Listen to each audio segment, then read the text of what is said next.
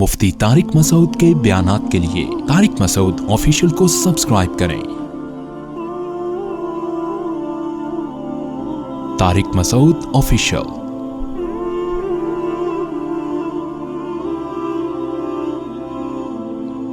ہم سب بھائیوں اور والد صاحب کا کاروبار ایک ہی ہے، مگر والد صاحب زکوٰۃ حساب کر کے نہیں نکالتے، اپنی طرف سے اخپل طریقے سے نکالتے ہیں اور ہماری بات بھی نہیں سنتے۔ کیا اس کا گناہ ہمیں بھی ہوگا؟ اس کی وضاحت کر دیں۔ جب والد صاحب اور بھائیوں کا ایک ہی کاروبار ہے تو وہ ٹوٹل والد صاحب ہی کا ہے۔ اس خوش فہمی میں ہرگز نہ رہیں کہ وہ آپ کا بھی ہے۔ اللہ نہ کرے ابا کا انتقال ہو گیا تو بہنوں کا پورا اس میں سے حصہ نکلے گا۔ یہ خوب اچھی طرح کھوپڑی میں بٹھا لے ہوئے بات۔ آج یہ ہوتا ہے، میں بار بار یہ مسئلہ بتا چکا ہوں لیکن کھوپڑی میں بیٹھ نہیں رہا لوگوں کے۔ ابا کا بزنس تھا، دکان تھی چھوٹی سی گٹکے کی، آپ نے اس کو ترقی دے کر ایک بہت بڑا شاپنگ ہال بنا دیا اور لاکھوں کروڑوں کا بزنس بنا دیا۔ تو ابا کے مرنے کے بعد آپ کو ثواب کے علاوہ کچھ بھی بولو نہیں ملے گا۔ ہاں سارا، کیونکہ اس میں آپ ابا کے معاون اور مددگار ہیں، اور معاون اور مددگار کو ایگریمنٹ کے بغیر صرف ثواب ملتا ہے۔ اور ایگریمنٹ بھی وہ ہوگا جو کیا مطلب ایگریمنٹ یہ کر سکتے ہو آپ کہ ابا میں جو آپ کی دکان میں اتنی محنت کر رہا ہوں تو بزنس میں یا تو مجھے شریک کرو، اتنے % بزنس کا مجھے مالک بناؤ۔ بات آ رہی ہے سمجھ میں؟ مجھے مالکانہ حقوق دو، یا پھر میری الگ سے تنخواہ رکھو اس میں۔ تو یہ دو کام آپ کو کرنے پڑیں گے، ورنہ ابا کے بعد یہ پورا تقسیم ہوگا۔ تو آپ کو یہ نہیں ہوگا کہ میں نے اتنی محنت کی ہے تو بیٹھ کے پیڑے کھاتا تھا، اس کو تو میں 3 دفعہ میرے پاس کیس آتے ہیں نا کہ ہم تو اس کو سمجھا رہے تھے، یہ تو کمبخت اٹھتا نہیں تھا ابا کی فیکٹری میں، آج تک یہ کیل بھی جا کے اس کمبخت نہیں ٹھوکی، اب وراثت لینے کھڑا ہوا ہے۔ وراثت تو میں کہتا ہوں وہ تو صحیح ہے، ابا کا بیٹا تو ہے نا، یہ جب بیٹا ہے تو وراثت تو ملے گی، چاہے کیل ٹھوکی ہو یا نہیں ٹھوکی ہو۔ کیل ٹھوکنے اور نہ ٹھوکنے کا وراثت سے کوئی تعلق نہیں ہے، پوری وراثت ملے گی۔ تو کہہ رہے ہم نے جو اتنی محنت کی، لوگوں کا پھر سوال ہوتا ہے ہم نے جو دن رات ایک کر دیے فیکٹری کو آسمان تک پہنچانے میں، تو ہمیں کیا ملے گا؟ میں فوراً کہتا ہوں آپ کو ثواب ملے گا، ثواب کے علاوہ آپ کو کچھ بھی نہیں ملے گا۔ تو پیسے ملتے ہیں یا تو شرکت کی بیس پہ کہ آپ کا بھی حصہ اس میں شیئر ہو آپ کا، اس کے علاوہ نہیں ملتے پیسے، سمجھتے ہو؟ اچھا ایک بہت اہم، یہ اس میں خاص طور پہ ان کو بولیں کلپ بنائیں، یہ بہت بڑا مسئلہ ہے، بہت پھڈے ہو رہے ہیں اس پہ۔ باپ بہت دفعہ یہ کرتا ہے، اس پہ لازمی کلپ والا کدھر بیٹھا ہوا ہے؟ جہاں بھی ہے بہرحال، یہ بہت امپورٹنٹ کلپ ہے، اس کو بہت زیادہ پھیلانا ہے کیونکہ یہ بہت پھڈے ہو رہے ہیں گھروں کے اندر۔ ابا یہ کرتے ہیں کہ زندگی میں، بھائی موبائل نہ کھولیں، زندگی میں کسی بچے کو یہ کہہ کر وراثت سے دستبردار کر دیتے ہیں کہ تم یہ دکان لے لو یا یہ فلیٹ لے لو اور اسٹیمپ پیپر پہ لکھ کے دے دو کہ اب میرے مرنے کے بعد تمہارا میری وراثت میں کوئی حصہ بولو نہیں ہوگا۔ یہ دکان آج سے تمہاری ہوئی یا اتنے پیسے تمہارے ہوئے، یہ تمہیں ہینڈ اوور کیا میں نے، اور اب تمہارا میرے سے ایگریمنٹ اور دوسرے بھائیوں سے ایگریمنٹ ہے، سب کے سگنیچر ہو گئے کہ اب اس بھائی کا، کیونکہ ہم نے زندگی میں اس کو اس کا حصہ دے دیا ہے، اب مرنے کے بعد یہ حصہ لینے کا مجاز نہیں ہے۔ تو جب یہ کام ہو جاتا ہے، ابا کا انتقال ہو جاتا ہے، تو جب کسی بھی دارالافتاء سے فتویٰ لیا جاتا ہے تو فتوے میں لکھا ہوتا ہے اس کا بالکل اتنا ہی حصہ دوبارہ سے ہوگا جتنا دوسرے بھائیوں کا حصہ ہے۔ پھر لوگ کہتے ہیں یار یہ کیا ہو رہا ہے، پھر میرے پاس لا کے اسٹیمپ پیپر دکھا رہے ہوتے ہیں کہ بھائی اس نے تو خود لکھا تھا کہ میں وراثت مرنے کے بعد حصہ نہیں لوں گا، اب یہ کس بیس پہ مانگ رہا ہے؟ ہم کہتے ہیں اس کا پورا حق ہے مانگنے کا۔ نہیں آ رہی بات میرا خیال ہے، کیونکہ زندگی میں وراثت معاف کرنے سے معاف نہیں ہوتی۔ وجہ اس کی ہے کہ جو حق ابھی تک بنا ہی نہیں ہے، پہلے سے اس سے دستبرداری ہو ہی نہیں سکتی۔ اس کی مثال ایسے ہے، آپ لیاری سے آتے ہیں نا، ماشاءاللہ بیل قبول صاحب آئے تھے، وہ کوئی بیان رکھوا رہے تھے لیاری میں، میرے پاس نمبر مس ہو گیا ہے، رابطہ ہے آپ کا ان سے؟ ایسا نہ وہ فون کر رہے ہوں میں فون نہیں اٹھاتا نا، مجھے نون نمبر کا میں نمبر سیو کرنا، تو آپ ذرا رابطہ کریں، ٹھیک ہے؟ تو اچھا ہوا یاد، لیاری سے یاد آیا مجھے۔ تو کیا کہہ رہا تھا میں؟ ہاں وراثت کا بتا رہا تھا کہ نہیں، وراثت میں کیا بتا رہا تھا؟ پہلے سے اگر آپ نے حصہ الگ کر دی. ہاں میں یہ مثال دے رہا تھا کہ یہ ان پر آیا تھا, میں اصل میں تو اس چکر میں آیا تھا کہ یہ لیاری سے آتے ہیں ماشاءاللہ. میں نے ان سے کہا کہ آج کے بعد اگر آپ مجھ سے قرضہ لیں گے یا فیوچر میں آپ مجھ سے کوئی قرضہ لیں گے, نہیں اور آسان کر کے بتاتا ہوں کہ میں نے آپ کو 1,00,000 روپے معاف کر دیے. یہ کہیں بھائی میں نے آپ سے 1,00,000 لیے ہی نہیں تو معاف کیوں کیے, کچھ معاف کیسے کر دیے؟ میں کہتا ہوں ابھی لیے نہیں, لیکن ہو سکتا ہے کبھی لے لو, ہو سکتا ہے کبھی لے لو. اب اتفاق ہوا کہ ایک دن انہوں نے لے لی 1,00,000 روپے. اب میں گیا, بھائی میرے 1,00,000 روپے واپس کر. انہوں نے کہا آپ نے پہلے کہا تھا کہ 1,00,000 میں نے کیا کر دیے, معاف کر دیے. تو یہ ان کی بات شریعت نہیں سنتی, اس لیے کہ معاف وہ حق کیا جاتا ہے جو ثابت ہو چکا ہو. جب یہ 1,00,000 روپے لیں گے, ان پر 1,00,000 واجب ہو جائیں گے, ان کے ذمے ہو جائیں گے, پھر مجھے یہ حق حاصل ہے کہ میں چاہوں تو لوں, چاہوں تو معاف کر دوں. ایک چیز ابھی ہوئی نہیں ہے تو پہلے سے معافی نہیں ہوتی. آپ نے اناؤنسمنٹ کر دی آج کے بعد کوئی بھی مجھ سے کوئی بھی چیز خریدے گا تو جتنے کی بھی خریدے گا میں نے پہلے سے پیمنٹ معاف کر دی ہے, تو یہ معاف نہیں ہوتی. اس لیے کہ جب آپ اس کو ایک چیز بیچیں گے تو اس کے ذمے قرض آئے گا, دین آئے گا. جب حق آئے گا اس آنے کے بعد آپ معاف کریں گے تو معاف ہوگا, آنے سے پہلے معاف نہیں ہوتا. تبھی میں یہ جو دوسری شادی کرتے ہیں نا, ان میں ایک گڑبڑ یہ بھی ہوتی ہے, یہ کیا کرتے ہیں کہ پہلے سے بیوی سے حقوق معاف کروا لیتے ہیں. کیا کروا لیتے ہیں؟ بولو نا, حقوق معاف. کہ بھائی ہم تمہاری باریاں نہیں دیں گے, ہم تمہیں رات میں برابری نہیں کر سکتے, ہم ساری زندگی چھپن چھپائی کھیلیں گے, چھپا کے رکھیں گے اور خرچہ بھی نہیں دیں گے یا تھوڑا خرچہ دیں گے. یہ حقوق معاف کروا لیتے ہیں, ہو جاتے ہیں معاف. یعنی معاف کا مطلب کس طرح سے ہو جاتے ہیں ابھی بتا رہا ہوں. شادی ہو گئی, اب یہ باریاں بھی نہیں دے رہے, ٹائم بھی نہیں دے رہے, بیوی مطالبہ کرتی ہے تو یہ کہتے ہیں تم نے تو پہلے معاف کرا لیا ہے. تو معاف ہوا نہیں ہے, یاد رکھو, کیونکہ ایک حق ابھی آیا نہیں ہے تو معاف کہاں سے ہو گیا؟ نہیں آ رہی میرا خیال ہے بات سمجھ میں. کیونکہ جب آپ ایک بیوی کے پاس جاؤ گے تو پھر آپ پر واجب ہوگا کہ دوسری بیوی کے پاس رات گزارو. یہ واجب ہوگا تو اس کے بعد وہ معاف کرے گی تو معافی ہوگی, اور وہی رات معاف ہوگی, اگلی والی پھر بھی معاف نہیں ہوگی. نہیں آ رہی بات سمجھ میں؟ کیونکہ ایک حق ابھی ہوا ہی نہیں ہے نا. ایڈوانس میں معافی نہیں ہوتی اسلام میں, ایڈوانس میں نہیں معافی ہوتی. حق آئے گا, جیسے مہر ہے, ابھی کہیں شادی ہوئی نہیں, آپ نے خاتون سے کہہ دیا کہ میں تمہیں 1,00,000 روپے مہر دوں گا, اس نے کہا میری طرف سے معاف ہے, چلو شادی کر لو. شادی کر کے پھر مہر واجب ہو جائے گا, کیونکہ ابھی واجب ہوا ہی نہیں ہے تو پہلے سے ایڈوانس کی معافی کا اعتبار نہیں ہے. ہاں یہ ضرور ہے کہ آپ جب مہر واجب ہوگا تو آپ اس کو کہو گے کہ دیکھو تم نے معاف کر دیا تھا, اب اخلاق و مروت کا تقاضا یہ ہے کہ میں تو اسی چکر میں آ گیا تھا کہ تم کیا کر دیا معاف, وہ تو قاضی صاحب نے پھر دوبارہ رکھ دیا, تو اب ایکسکیوز می پلیز آپ یہ مجھے کیا کر دو, معاف کر دو. تو اس بیس پر اس کو رغبت دلانا یا یہ کہنا کہ اخلاقیات کا تقاضا ہے کہ آپ معاف کر دیں, وہ ایک الگ بات ہے, لیکن رائٹ نہیں ہے آپ کا. سمجھتے ہو کہ نہیں سمجھتے ہو؟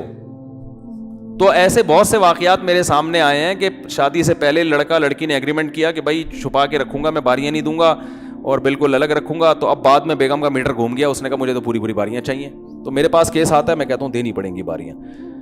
بلکہ اگر آپ کی بیوی بھی حقوق معاف کر دینا پہلے سے, یعنی شادی ہو گئی, ایک ہی شادی, دو نہیں, پراپر طریقے سے ایک شادی ہو گئی, بیگم نے کہا کہ میں نے اگلے 1 سال کا خرچہ معاف کر دیا, یہ میں آپ سے نہیں لوں گی, تو معاف نہیں ہوگا, اس لیے کہ وہ آپ پر ابھی واجب ہی نہیں ہوا ہے, تو معاف کہاں سے ہو گیا؟ بس وہ ایک اخلاقی طور پر ایک الگ بات ہے کہ بیگم تم نے کہا تھا کہ دیکھو میں 1 سال کا خرچہ نہیں لوں گی تو اب نہیں لو. وہ اخلاقیات کی باتیں تو ایک الگ ہوتی ہیں, لا نہیں ہے, اسلام کا قانون نہیں ہے, یہ قانونی طور پر اس کو پورا پورا حق حاصل ہے کہ دوبارہ آپ سے وہ مانگے اور کہے میں اپنی بات سے رجوع کر رہی ہوں. سمجھتے ہو کہ نہیں سمجھتے ہو؟ تو اسی میں یہ ذہن میں رکھو کہ اگر آپ نے کہیں جو ہے وراثت دے دی بیٹے کو یا بیٹی کو اور کہہ دیا کہ اب تمہارا میرے مرنے کے بعد وراثت میں کوئی حصہ نہیں ہے, اس نے ایگریمنٹ بھی کر لیا, اسٹیمپ پیپر پہ انگوٹھے بھی لگا دیے جیسے سبزی والے نے لگائے تھے سارے انگوٹھے, تو وہ جب ابا کا انتقال ہوگا تو جیسے میں 1 سال انگوٹھے لے کے گھومتا رہا, آپ بھی وہ انگوٹھے لے کے گھومتے رہیں, اس سے حاصل ہونے والا کچھ بھی نہیں ہے. جس مفتی سے فتویٰ لیں گے وہ یہی کہے گا اس کا پورا پورا حصہ وراثت میں جتنا دوسروں کا ہے, تو اس سے پھر دوسرے وارثوں کو نقصان ہوتا ہے. نقصان یہ ہوتا ہے کہ ابا تو پوری فیکٹری دے چکے ہیں اس کو, دوسرے وارث کہتے ہیں یار ابا نے اتنا نواز دیا اس کو تو ڈبل مل رہا ہے. تو میں ان سے کہتا ہوں یہ غلطی ابا کی ہے. ابا کو یہ پروسیس کرنے سے پہلے کسی مفتی سے رابطہ کرنا چاہیے تھا. سمجھ میں آ رہی ہے بات کہ نہیں آ رہی؟ اب جو ہو گیا وہ ہو گیا. ہاں ہم اخلاقی طور پر اس کو کہتے ہیں کہ گھننے بن گئے, تم نے اس وقت تو اسٹیمپ پیپر پہ سائن کر دیے تھے, تو اب اخلاقیات کی باتیں کچھ اور ہوتی ہیں. تمہیں اتنا کچھ مل گیا ہے تو چھوڑو یار, خونی رشتہ ہے بھائیوں کا بہنوں کا, تم اپنے حق سے دستبردار ہو جاؤ. میں ایسے لوگوں کو یہی سمجھاتا ہوں, تمہیں مل گیا نا, چلو غلطی سے ملا لیکن مل تو گیا نا. اب خونی رشتہ ہے, کیا لا اور قانون کے پیچھے چلو گے تو ٹھیک ہے, قانون تمہیں سپورٹ کرے گا, لیکن اخلاقیات اور رشتہ داری بھی کوئی چیز بولو نا ہوتی ہے. تو میں ان سے خود کہتا ہوں کہ چھوڑ دو یار اپنا حصہ. میں ان کو بتاتا ہوں بھائی میں آپ کی جگہ ہوتا تو شاید چھوڑ دیتا کہ یار جب تمہیں مل گئی, اتنی بڑی فیکٹری مل گئی, طارق روڈ کی دکان مل گئی, تمہیں فلیٹ مل گیا, تو اپنا حصہ خود اپنی خوشی سے دوسروں کو دے دو کہ یار میرے ابا نے مجھے دے دیا تھا. لیکن قانونی حق بہرحال حاصل ہے, تو اس لیے کہ وراثت ایسا حق ہے جو مرنے کے بعد لازم ہوتا ہے. باپ کی زندگی میں وارثوں کا کوئی حق باپ کی جائیداد میں نہیں ہے ہی نہیں, تو معاف کہاں سے ہو گیا؟ سمجھ میں نہیں آ رہی بات؟ اب اس کا ایک تدبیر بتاتا ہوں, اگر یہ اس کی ضرورت پیش آ جائے تو کرنا کیا چاہیے پھر. بعض دفعہ یہ ہوتا ہے کہ ایک پخروٹی ہوتا ہے, وہ کباب میں ہڈی بنا ہوتا ہے, سب چاہ رہے ہوتے ہیں ابا اس کو زندگی میں کیا کر دو, الگ کر دو, یہ بعد میں ٹینشن بنے گا یہ بندہ ہمارے لیے, اس کو کاروبار سے نکالو, سب چیزوں نکال کے اس کو ابھی سے الگ کر دو. تو اس کا ایک تدبیر یہ ہے کہ باپ یہ دیکھے کہ بھائی میری ٹوٹل جائیداد کتنی ہے, اگر آج میں اللہ نہ کرے مر جاتا ہوں تو کس وارث کے حصے میں کتنے پیسے آ رہے ہیں. اگر آج میری انتقال ہو جاتا ہے تو کس وارث کے حصے میں کتنے پیسے آ رہے ہیں. مثال کے طور پر باپ نے سب کو بلایا, بٹھایا, بیٹوں کو, بیٹیوں کو, بیگم کو, سب کو بٹھایا, بولا بھائی ابھی تو کوئی حصہ نہیں ہے کسی کا, نہ 8 لوگ کہتے ہیں نا اپنی زندگی میں اس کا حصہ دے دیا تو زندگی میں حصہ ہے ہی نہیں. یہی وجہ ہے کہ باپ جب زندگی میں وراثت تقسیم کرے گا تو 2 اور 1 کے تناسب سے نہیں بلکہ برابر برابر, کیونکہ وہ وراثت نہیں ہے بلکہ وہ گفٹ ہے. اور گفٹ میں, تحفے میں اصول یہ ہے کہ بیٹے اور بیٹی میں فرق کرنا ٹھیک نہیں ہے. بیٹی کو آپ 2 لاکھ دے رہے ہیں, بیٹی کو 1 لاکھ دے رہے ہیں, یہ غلط ہے. اس لیے کہ جب آپ گفٹ دے رہے ہیں تو جتنا گفٹ بیٹی کا ہے بیٹے کا ہے, بیٹی کا بھی اتنا ہی ہے. کیا ہو گیا یار؟ دیکھو باپ جب روٹی کھلاتا ہے تو ایسا ہوتا ہے کہ بیٹے کو 2 روٹی کھلائے گا, بیٹی کو 1 روٹی کھلائے گا کہ تم بیٹی ہو, ہے یہ جائز ہے باپ کے لیے؟ ظلم ہے یا نہیں ہے؟ بیٹے کو 2 آئس کریم کھلا رہا ہے, بیٹی کو کیا کھلا رہا ہے؟ 1 آئس کریم. ناشتے میں بیٹی عید پہ جو ہے نا بیٹے کو 2 جوڑے لے کے دے گا, بیٹی کو 1 جوڑے. یہ تو فرق ہو گیا نا, تو یہ فرق اسلام میں جائز ہے؟ ارے اولاد میں برابری کا حکم ہے نا, کیا ہو گیا یار؟ ایک تو پتہ نہیں کیا مرجھائے تو صبح 4 بجے آپ لوگ کو سب کو اٹھاؤں گا میں, تو بولو ذرا جان لگا کے بولو, نہیں ہے ایسے بولو, مجھے مزہ تو آئے بات کرنے میں. دیکھو اگر بقرعید عید پہ آپ اپنے بیٹے کے لیے 2 جوڑے سلواتے ہو عید کے اور بیٹی کے لیے 1 جوڑا, تو یہ ظلم ہے یا نہیں ہے؟ کیونکہ حدیث میں آتا ہے سووا بین اولادکم, اپنی اولاد میں کیا کرو برابر. بیٹا اور بیٹی کی بیس پہ فرق کرنا شریعت میں جائز نہیں ہے, یہ فرق نہیں ہے اسلام. مرنے کے بعد اللہ نے وراثت میں فرق رکھا ہے, اس میں بہت ساری حکمتیں ہیں, وہ ایک الگ ٹاپک ہے. زندگی میں باپ کو یہ اجازت نہیں ہے. ہاں ضرورت کی بیس پہ فرق کیا جا سکتا ہے. بیٹی کو بعض دفعہ ضرورت زیادہ ہے, اس بیس پہ اس کو دے دیا, اس لیے نہیں کہ بیٹی ہے بلکہ اس کو ضرورت زیادہ ہے. تو جیسے بیٹی کو اگر ضرورت زیادہ ہے, اس بیس پہ اس کو زیادہ دیا جا سکتا ہے, تو بعض دفعہ بیٹے کو ضرورت زیادہ ہوتی ہے تو اس بیس پہ بھی اس کو دیا جا سکتا. مثال کے طور پر ایک بیٹا معذور ہے, باپ کو پتا ہے بھائی یہ نہیں کما سکتا, یہ نہیں, تو میں طارق روڈ کی پوری دکان اس کو دے رہا ہوں تاکہ زندگی بھر یہ بیٹھ کے کرایہ کھائے. اب دوسرے بیٹوں کو نہیں دے رہا دکان, وجہ کیا بھائی تمہاری تو دونوں ٹانگیں سلامت ہیں, یہ تو میرے بعد رل جائے گا. تو یہ جو اس کو دکان دی جا رہی ہے طارق روڈ کی, یہ بیٹا ہونے کی بیس پہ نہیں بلکہ معذور ہونے کی. تو کوئی ضرورت, اس لیے فقہاء نے یہاں بھی لکھا ہے خدمت کی بیس پہ بھی کسی کو زیادہ دے سکتے ہیں. یہ زندگی کی بات ہو رہی ہے, مرنے کے بعد تو وصیت جائز نہیں ہے وارثوں کے لیے. باپ زندگی میں یہ وصیت نہیں کر سکتا کہ میرے مرنے کے بعد اس کو یہ والی دکان دے دینا, اس کو یہ والی دے دینا. یہ وارثوں کے لیے یہ وصیت کالعدم ہے شریعت میں. جو اللہ نے حصے متعین کیے وہی ملیں گے ان کو, ابا کی رائے اس میں نہیں چلے گی, نہ ابا کی خواہش چلے گی. لوگ آ رہے ہوتے ہیں کہ میری اماں کی خواہش تھی کہ یہ جو ہے نا یہ فلیٹ میری منجلی بیٹی کو ملے, تو میں کہتا ہوں بس وہ خواہشات لے کے دنیا سے چلی گئی ہیں. وہ اسٹیمپ پیپر پہ لکھ کے بھی جاتی تو نہیں ملتا. یہ وصیت حدیث میں آتا ہے وارثوں کے لیے وصیت جائز ہی نہیں ہے, کالعدم ہے, اس کی کوئی حیثیت نہیں ہے.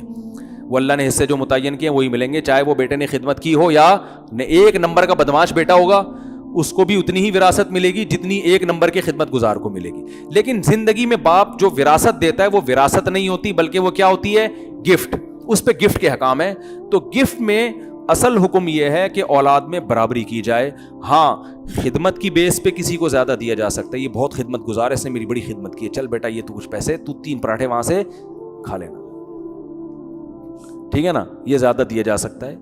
یا معذور ہونے کی یعنی ضرورت کی بیس پہ, دینداری کی بیس پہ بھی دیا جا سکتا ہے. ایک شرابی کبابی ہے, ایک چلے 4 مہینے میں چلا رہتا ہے, تو آپ کو پتا ہے یار اس کو زیادہ دوں گا تو یہ آخرت میں ذخیرہ بنائے گا, اس کمبخت کو دوں گا یہ پان گٹکے میں اڑا دے گا, تو دینداری کی بیس پہ بھی زیادہ دیے. یعنی اس میں اولاد کے ساتھ خامخواہ کی برتری نہیں ہو رہی, بلکہ کسی بیس پہ ہو رہی ہے. تو اس میں بیٹی کو بھی زیادہ دیا جا سکتا ہے اور بیٹے کو بھی. بیٹی غریب گھرانے میں چلی گئی, شوہر اس کا بہت غریب ہے, کھانے کو روٹی نہیں ہے, گزارا نہیں ہو رہا, تو باپ نے اس کو تھوڑا زیادہ دے دیا کہ بھائی یہ بیٹے تو میرے اسٹیبل ہیں, یہ بیچاری غریب ہے تو اس کو. تو یہ زندگی میں جس کو وراثت کہا جاتا ہے وہ وراثت نہیں ہوتی, وہ کیا ہوتا ہے؟ گفٹ ہوتی ہے. خوب اچھی طرح کھوپڑی میں بٹھا لیں یہ. اب میں اپنی بات کی طرف آتا ہوں کہ اصل حکم کیا ہے کہ جیسے جب بھی آپ زندگی میں وراثت تقسیم کریں گے تو اس میں آپ کیا کریں گے؟ برابری.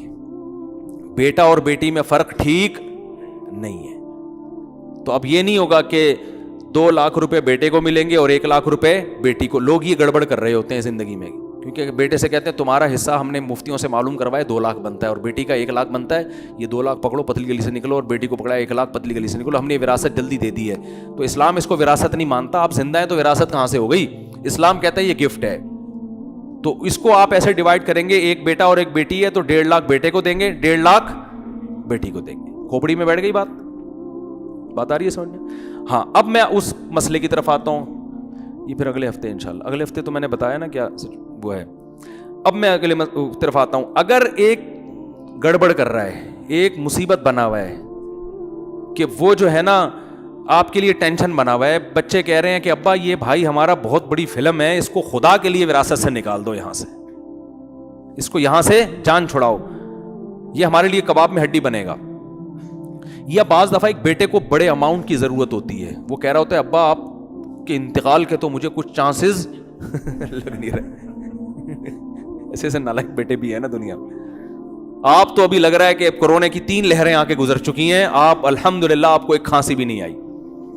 تو اب یہ ہے کہ مجھے ایجوکیشن کے لیے پیسوں کی ضرورت ہے, مجھے گھر بنانا ہے, مجھے یہ کرنا ہے, مجھے وہ کرنا ہے, اور آپ اگر مجھے پیسے دیں گے تو دوسرے بھائیوں کو غصہ آئے گا کہ ابا آدھی جائیداد تو آپ نے اٹھا کے اس کو پکڑا دی ہے, ہمارے لیے تو کچھ چھوڑا ہی نہیں. ٹھیک ہے ابھی نہیں مرے تو کل تو جائیں گے نا. تو دوسرے بھائیوں کو اس میں تکلیف ہوتی ہے اور ہونی بھی چاہیے کہ ابا سارے پیسے ایک کو دے رہے ہیں آپ. تو اس کا طریقہ یہ ہے کہ باپ پھر یہ بیٹھے اور یہ غور کرے کہ آج اگر میری ڈیتھ ہو جاتی ہے, فرض کر لو, تو ان کا کس کا کتنا حصہ بنتا ہے, یہ علماء سے معلوم کروائے اور قیمتیں لگوائے پراپرٹی کی اسٹیٹ ایجنٹ سے, اور لم سم سب کو بٹھا کے لکھوا لیا کہ اللہ نہ کرے آج میں اگر مر گیا تو بھائی تمہارے 1 کروڑ بنتے ہیں, تمہارے 50 لاکھ بنتے ہیں وغیرہ وغیرہ, یا 1 کروڑ کو کم کر لو 1 لاکھ پہ لے آؤ, 1 لاکھ روپے بنتے ہیں, اس کے 50,000 بنتے ہیں. تو اب تمہیں ایجوکیشن کے لیے پیسہ چاہیے, لیکن میں چاہ رہا ہوں کہ تمہیں میں پیسہ دوں اس طور پر کہ پھر میرے مرنے کے بعد, کیونکہ ہم نے علماء سے سنا ہے آج میں تمہیں 1 لاکھ روپے دوں گا, کل مر گیا تو پھر سے تمہیں 1 لاکھ ملیں گے. آج میں تمہیں 1 کروڑ دوں گا تو آج مر گیا تو دوبارہ سے تمہیں 1 کروڑ الگ سے پھر ملیں گے. تو اتنے پیڑے کھانے کی ضرورت نہیں ہے. تو اس کا طریقہ یہ ہے کہ اس کو قرض دے دیا جائے, اور قرض اس طور پر دیا جائے کہ جب تمہارا وراثت کا حصہ ہمارا بٹے گا تو اس میں سے یہ پیسے مائنس کیے جائیں گے. بات آ رہی ہے سمجھ میں؟ آپ کہہ سکتے ہیں کہ بھائی ابا کا اگر 20 سال بعد انتقال ہوا تو اس وقت تو 1 کروڑ کی ویلیو کچھ ہوگی نہیں, تو 1 کروڑ کاٹ کے بھی اس کو ٹھیک ٹھاک مل جائے گا. تو اس کا طریقہ یہ ہے کہ پیسوں کی صورت میں قرض نہ دیا جائے, بلکہ گولڈ کی صورت میں قرض دیا جائے. 1 کروڑ کا جتنا سونا آتا ہے, ابا بچے کو بولیں جا 1 کروڑ کا حیدری سے یا ڈیفینس سے یا کسی اچھی جگہ سے 1 کروڑ کا سونا خرید کے پہلے میرے پاس لے کر آ. شاباش, میرے لیے خرید, اپنے لیے نہیں خریدنا, لیکن اس کو نہ بھیجیں وہ بھاگ جائے گا. بتا رہا ہوں کوئی بھروسہ نہیں ہوتا, وہ 1 کروڑ دے کر نکلو یار, ابا نے تو جانے کا کوئی پروگرام ہے نہیں, پتلی گلی سے نکل لو, لالچ میں آ جاتے ہیں. خود 1 کروڑ کا سونا خریدیں اور ٹکیا کی شکل میں کسی بھی شکل میں سب کو بلائیں, اسٹیمپ پیپر پہ لکھیں کہ میں اس کو اتنے تولے یا اتنے گرام سونا بطور قرض کے دے رہا ہوں. واپسی کی صورت یہ ہوگی کہ جب میرا انتقال ہوگا تو دیکھا جائے گا اس کا وراثت میں کتنا حصہ بنتا ہے. اگر حصہ زیادہ بنتا ہے, قرضہ کم ہے, تو جتنا زیادہ بنتا ہے وہ اماؤنٹ اس کو تھوڑی سی دے دی جائے, اور اگر پورا ہو جاتا ہے تو اس کا حصہ ختم ہو گیا, اور اگر زیادہ ہوتا ہے تو اس سے کچھ واپس لیا جائے. سمجھ میں آ رہی ہے بات کہ نہیں آ رہی؟ تو اس طرح سے کر لیا کریں. اللہ تعالیٰ سمجھنے کی عمل کی توفیق عطا فرمائے, مسافہ نہ فرمائے. مجھے کہیں بہت ضروری کام سے نکلنا ہے. وما علینا الا البلاغ.